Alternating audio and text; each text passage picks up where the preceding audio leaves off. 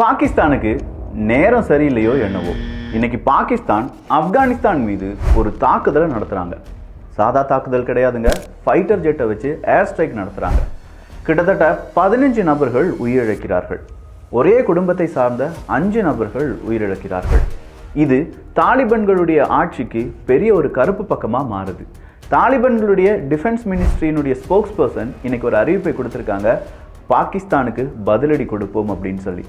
பாகிஸ்தான், ஆப்கானிஸ்தான் இரண்டுமே இஸ்லாம் நாடுகள் தானப்பா, என்னப்பா அங்கே பிரச்சனை அப்படின்னு பார்த்தா அவங்க வளர்த்து விட்ட தீவிரவாதம் தான் பிரச்சனை. பாகிஸ்தான் வளர்த்து விட்ட தீவிரவாதம் இன்னைக்கு பாகிஸ்தானை மிகப்பெரிய அளவில் பயம் காட்டி வைத்திருக்கிறது அப்படிங்கிறது தான் பிரச்சனை.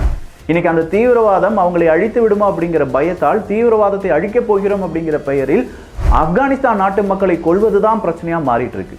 ஸோ என்ன நடந்துட்டு இருக்கு அப்படிங்கிறத இந்த ஒரு பதிவு வழியாக பார்க்க போகிறோம்.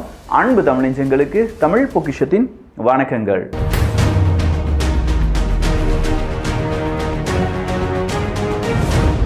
கிட்ஸ் பெஸ்டி சார்பாக ப்ரீலோடு புக்ஸ் அப்படிங்கிறது எல்லாமே வரப்போகுது. அதுக்கான வாட்ஸ்அப் லிங்க் கீழே இருக்குது, வேணுங்கிறவங்க ஜாயின் பண்ணிக்கோங்க. வாட்ஸ்அப் லிங்க்கில் அப் டு டேட்டான இன்ஃபர்மேஷன் கொடுக்கப்படும். ஸோ இந்த இடத்துல நம்ம பார்க்க வேண்டியது பாகிஸ்தான் கொஞ்சம் நாட்களாகவே உலக அரசியல் பார்வையில் அவங்களுடைய ஒரு பாதையை உருவாக்கிட்டு இருக்காங்க. அது எந்த பாதைன்னு கிடையாதுங்க, அழிவு பாதை தான்.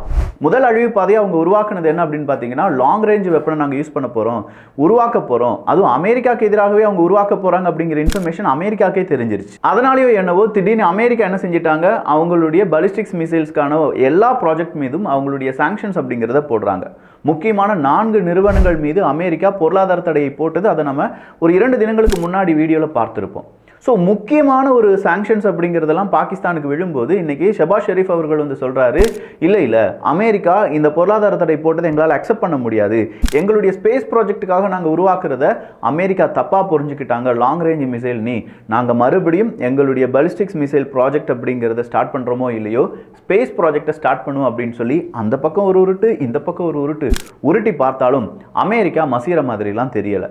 இப்போவே அமெரிக்கா எதுவுமே செய்யலைன்னா அடுத்ததாக டொனால்டு ட்ரம்ப் அவர்கள் வந்துருவார், சீனாவுக்கு எதிராக இருப்பார். சீனாவும் பாகிஸ்தானும் ரொம்ப க்ளோஸாக இருக்காங்க. என்ன மாதிரியான முடிவுகளை எடுப்பார் அப்படிங்கிறது டொனால்டு ட்ரம்ப் அவர்களுக்கே தெரியாது. ஸோ இந்த இடத்துல அடுத்ததான் நீங்கள் கவனிக்கப்பட வேண்டியது என்னன்னா, பங்களாதேஷுக்கு பாகிஸ்தான் ரொம்ப பெரிய அளவில் உதவிகளை செய்து வருகிறார்கள் அப்படிங்கிறது தான். என்ன விக்கி சொல்கிற, பங்களாதேஷுக்கு பாகிஸ்தான் உதவி செய்கிறாங்களா? என்னப்பா இரண்டுமே பங்களாதேஷ் இருக்கவே கூடாதுன்னு நினச்ச நாடு தானப்பா பாகிஸ்தான் அப்படின்னு கேட்டால் உண்மை இதுதான். நீங்கள் புரிஞ்சுக்கோங்க, இந்தியாவை அழிப்பதற்கு, இந்தியாவில் பெரிய பிரச்சனைகளை உருவாக்குவதற்கு பாகிஸ்தான் முழு முயற்சியில் ஈடுபட்டு வருகிறார்கள். பங்களாதேஷுக்கு துருக்கி கூட ஒரு நட்புறவை ஏற்படுத்தி அவங்களுடைய பேராக்டர் TB2 அப்படிங்கிற ட்ரோன்ஸ் எல்லாம் பறக்க விட்டாங்க. நம்ம அதுக்கு பதிலாக ஸ்வாம் ட்ரோன்ஸை பறக்க விட்டோம். பதிலுக்கு பதில் நம்ம கொடுத்துட்டோம்னு வச்சுக்கோங்களேன். இப்போ பங்களாதேஷுக்கு உதவுறதுக்காக பாகிஸ்தான் சில முயற்சிகளை எடுத்துகிட்டு வராங்க. ஆனால் பாகிஸ்தான் இதை தனியாக செய்கிறாங்களா அப்படின்னு பார்த்தா இல்லை. பாகிஸ்தானுக்கு உதவியாக அவங்களுடைய நண்பனாக, அவங்களுடைய அயன் பிரதராக இருக்கக்கூடிய சீனா இருக்காங்க. இந்த 2024 மட்டுமே கிட்டத்தட்ட 40க்கும் அதிகமான விமானத்துக்கு தேவையான உதவிகள் அப்படிங்கிறத சீனா பாகிஸ்தானுக்கு செய்திருப்பதாக ஒரு செய்தியை காலையில் வாசிக்கிறேன். அந்த செய்தியை வாசித்த கொஞ்சம் நேரத்திலே ஃபைட்டர் ஜெட்டை வச்சு ஆப்கானிஸ்தான் மேலே முக்கியமான TTP, அதாங்க தெஹ்ரீக் தாலிபன்கள் இருக்காங்கல்ல, அவங்களுடைய உறைவிடம் இதுதான், அவங்க இங்கே தான் ட்ரைனிங் எடுக்கிறாங்க, அவங்க இங்கே தான் மிசைல் வச்சுருக்காங்க, இங்கே தான் குண்டுகள் வச்சுருக்காங்க அப்படின்னு சொல்லி பல இடங்களில் ஏர் ஸ்ட்ரைக் நடத்துகிறாங்க பாகிஸ்தான். இது கண்டிப்பாக TTPக்கு ஒரு பெரிய கோபத்தை ஏற்படுத்தும். இந்த தெஹ்ரீக் தாலிபன்களை எதிர்த்து பாகிஸ்தான் இராணுவத்தால் எதுவும் செய்ய முடியலங்கிறது பாகிஸ்தானுக்கு நல்லா தெரியும். ஆனால் ஏதோ ஒரு சிச்சுவேஷன் வேறு வழியே இல்லாமல் இதுக்கு மேலேயும் TTP தெஹ்ரீக் தாலிபன்களை நம்ம அப்படியே விட்டுருந்தோம்னா நம்ம நாட்டை அழிச்சிடுவாங்கன்னு சொல்லி பயத்தில் ஒட்டுமொத்தமான தெஹ்ரீக் தாலிபன்கள் எங்கெல்லாம் இருக்காங்க அப்படிங்கிற அவங்களுடைய ஹைட் அவுட் ரீஜன்லாம் எடுத்து அழிக்கிறாங்க பாகிஸ்தான். ஆனால் இதனால் பாதிக்கப்படுவது யார் அப்படின்னு பார்த்தீங்கன்னா ஆப்கானிஸ்தான் பாதிக்கப்படுதியா? ஆப்கானிஸ்தானுக்கும் பாகிஸ்தானுக்கும் ஆல்ரெடி ஒரு பெரிய பிரச்சனை வர்ற மாதிரி இருந்துச்சு. தாலிபன்கள் இப்போ இதை எப்படி எடுத்துக்கிட்டாங்கன்னா அவங்களுடைய தனிப்பட்ட பிரச்சனையாக எடுத்துக்கிட்டாங்க.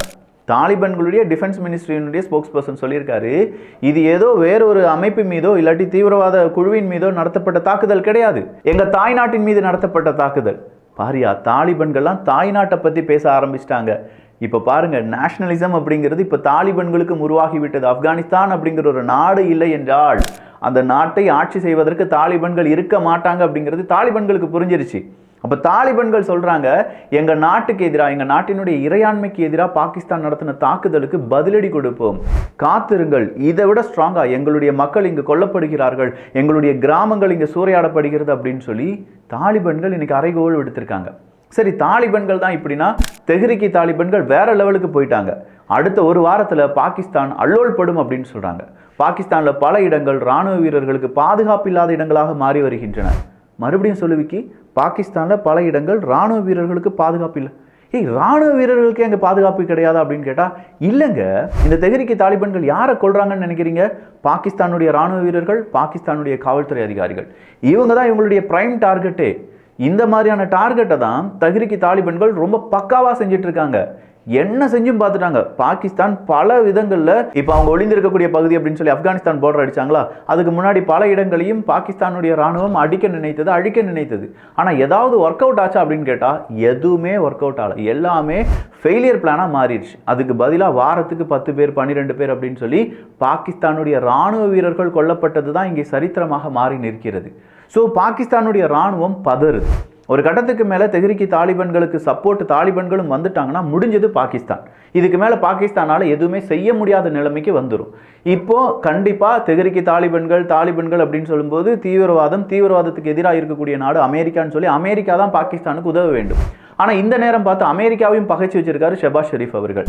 எப்படி பகைச்சு வச்சிருக்காரு? Long range missile. இஸ்ரேலுக்கு எதிராக இஸ்ரேல் நாடே இருக்கக்கூடாது, அமெரிக்கா நாங்கள் ஸ்பேஸ் ப்ரோக்ராமை தடுத்துட்டாங்க, இந்த மாதிரியான பல விஷயங்கள். அது நேரடியாக ஷெபாஸ் ஷெரீப் அமெரிக்காவை கண்டனம் தெரிவித்தது இதுதான் முதல் முறை. இப்படிலாம் நீ செய்யக்கூடாது அமெரிக்கா, இது எங்கள் நாட்டுக்கு எதிரானது அப்படின்னு சொல்லி பாகிஸ்தான் சொன்ன உடனே அமெரிக்கா ரொம்ப பெரிய அளவில் காண்டாயிட்டாங்க. முதலாவது 3-4 நிறுவனங்கள் மீது தான் பொருளாதார தடை போட்டிருந்தாங்க. இப்போ அதை எல்லாமே என்ன செய்ய ஆரம்பிச்சிட்டாங்கன்னா ஸ்க்ரூட்டினி பண்ண ஆரம்பிச்சிட்டாங்க. எந்தெந்த வழியாக பாகிஸ்தானுக்கு இந்த மாதிரியான மிசைல் டெக்னாலஜி கிடைக்குது, அதற்கான உறைவிடம் எது அப்படிங்கிறதெல்லாம் தேட ஆரம்பிச்சிட்டாங்க. ஸோ ஒட்டுமொத்தமாக பாகிஸ்தான் இந்தியாவை அழிப்பதற்காக பங்களாதேஷ் வழியாலாம் பல முடிவுகளை எடுத்து வைக்கும்போது பாகிஸ்தான் தன்னைத்தானே அழித்து கொண்டிருக்கிறது அப்படிங்கிற உண்மையை வெகு சீக்கிரமாக ஆப்கானிஸ்தானுடைய அட்டாக் நடக்கும்போது புரிந்து கொள்வார்கள்.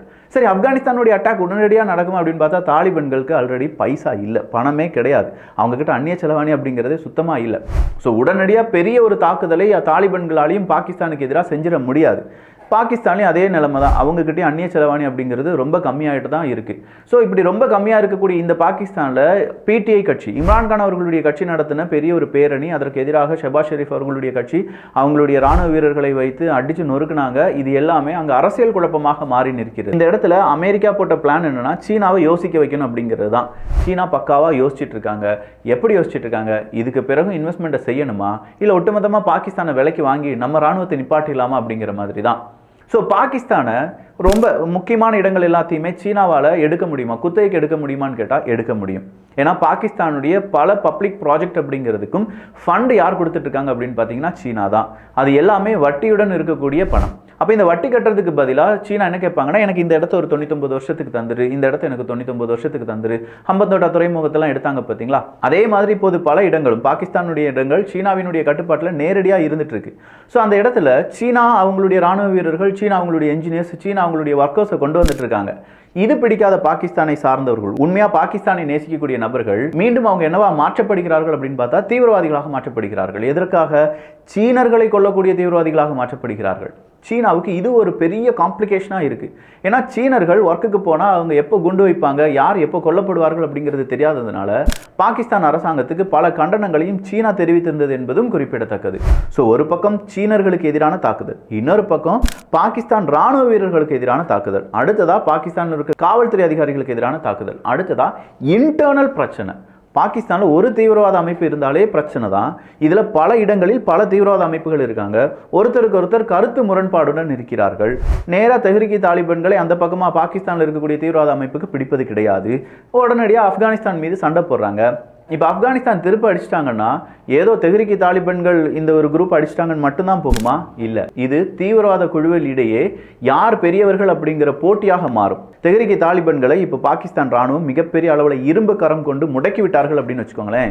இந்த தெஹ்ரிக் தாலிபான்கள் மேலே பாகிஸ்தான் ராணுவம் மட்டும் காண்டுடன் இல்லை, அங்கே இருக்கக்கூடிய குட்டி குட்டி தீவிரவாத இயக்கமும் ரொம்ப பெரிய அளவில் கோபத்தில் தான் இருக்காங்க.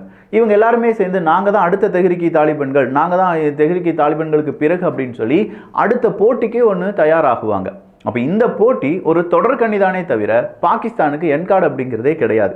ஸோ பாகிஸ்தான் வளர்த்துவிட்ட தீவிரவாதம் எப்படி பாகிஸ்தானை விழுங்குகிறது அப்படிங்கிறத நாம இன்னும் கொஞ்சம் நாட்களில் பார்த்துலாம். ஆனால் அதுக்கு முன்னாடி சீனா கொஞ்சம் விஷயங்களை செய்வாங்க. டொனால்டு ட்ரம்ப் அவர்கள் வரப்போகிறார். அதன் பிறகு எந்த மாதிரியான மாற்றங்கள் பாகிஸ்தானுக்கு வரப்போகுது அப்படிங்கிறது யாருக்கும் தெரியாது.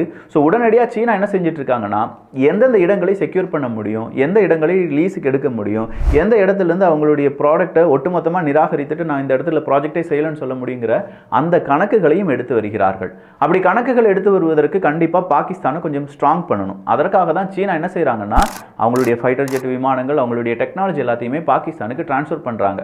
ஆனால் என்ன, தீவிரவாதத்தை வளர்த்துவிட்ட பாகிஸ்தான் அழியிற மாதிரியே பாகிஸ்தானை வளர வைக்க வேண்டும் அப்படின்னு நினைக்கக்கூடிய சீனாவும் ஒரு கட்டத்தில் இதே பாகிஸ்தானால பல பிரச்சனைகளுக்கு உட்படுத்தப்படலாம்.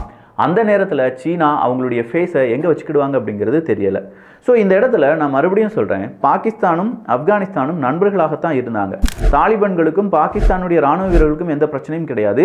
தெஹ்ரிக் தாலிபான்கள் அப்படின்னு சொல்லி அழைக்கக்கூடிய இன்னொரு குழுவுக்கும் பாகிஸ்தானுடைய ராணுவ வீரர்களுக்கும் தான் பிரச்சனை. ஆனால் அந்த பிரச்சனை இப்போ கன்வெர்ட் ஆகி நேரடியாக ஆப்கானிஸ்தானுக்கும் பாகிஸ்தானுக்கும் தாலிபான்களுக்கும் அப்படின்னு சொல்கிற மாதிரி மாறிவிட்டது. ஸோ இந்த மாற்றம் அப்படிங்கிறது பாகிஸ்தானில் பெரிய ஒரு தலைவலியை ஏற்படுத்தலாம். காத்திருங்கள், ஏதாவது அப்டேட் இருந்துச்சுன்னா கண்டிப்பாக அது தமிழ் பொக்ஷத்தில் பகிரப்படும். ஸோ இந்த ஒரு காணொலியில் இப்போ பாகிஸ்தானில் என்ன நடந்துட்டு இருக்கு, இதுக்கு முன்னாடி என்ன நடந்துச்சு, அடுத்ததாக என்ன நடக்க வாய்ப்புகள் இருக்குது அப்படிங்கிறது எல்லாத்தையுமே நாம் ரொம்ப தெளிவாக பார்த்து இருக்கிறோம். ஸோ இந்த பதிவு உங்களுக்கு பிடிச்சிருந்துச்சுன்னா நீங்கள் 4 நண்பர்களுக்கும் பகிரலாம். இதே மாதிரி ரொம்ப அப்டுடேட்டான இன்ஃபர்மேஷனை தெரிந்து கொள்வதற்கு தமிழ் பொக்ஷம் சேனலை சப்ஸ்கிரைப் பண்ணிக்கோங்க. நல்லதை பகிர்ந்து நல்ல சமுதாயத்தை உருவாக்குவோம். நன்றி, வணக்கம்.